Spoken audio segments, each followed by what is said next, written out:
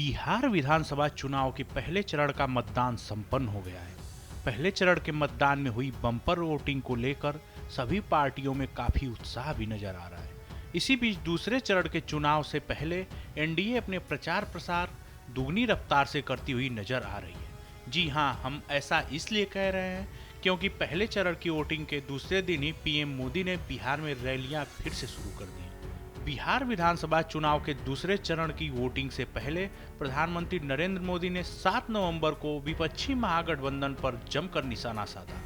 PM Modi ने दावा किया कि कांग्रेस और आरजेडी वाले सत्ता के लिए किसी को भी धोखा दे सकते हैं।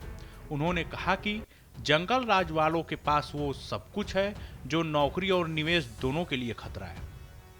औरंगाबाद में चुनावी जनसभा को संबोधित करते हुए पीएम ने विपक्षी गठबंधन पर बरसते हुए कहा कि ये लोग अभी से बच्चों को रंगदार बनाने की बातें कर रहे हैं। ये खुली घोषणा कर रहे हैं कि भैया की सरकार आएगी तो कट्टा दोनाली फिरौती यही सब चलेगा, इसलिए इन लोगों से सतर्क रहना है। बिहार को कट्टा की सरकार नहीं चाहिए, आपको उनसे सचेत रहना होगा। बिहार को कट्टा और कुशासन की जरूरत नहीं है। एनडीए विकसित बिहार बनाएगा। बिहार को एनडीए के ईमानदार घोषणा पत्र पर भरोसा है। आपको बता दें कि प्रधानमंत्री ने विपक्षी गठबंधन पर निशाना साधते हुए कहा कि कांग्रेस को वो सीटें दी गई हैं जहां आरजेडी पिछले 35 से 40 सालों में कभी नहीं जीती। उन्होंने तेजस्वी यादव को लेकर कहा कि इंडिया गठबंधन के सीएम पद का चेहरा आरजेडी ने बंदूक की नोक पर चुरा लिया।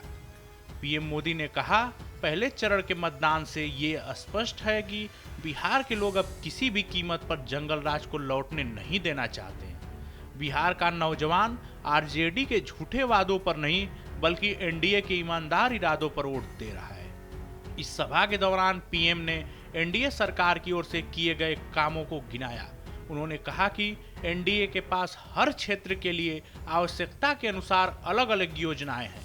कहीं फूड प्रोसेसिंग से जुड़े उद्योगों पर बल दिया जा रहा है तो कहीं टूरिज्म का विकास हो रहा है, कहीं टेक्नोलॉजी से जुड़ी कंपनियों का विस्तार किया जा रहा है तो कहीं मैन्युफैक्चरिंग को बढ़ावा दिया जा रहा है। बिहार में जहां जैसा सामर्थ्य है वहां वैसी ही इंडस्ट्री लगाई जा रही है। पीएम ने अपने भाषण में राम मंदिर और ऑपरेशन सिंदूर का भी जिक्र करना नहीं भूला।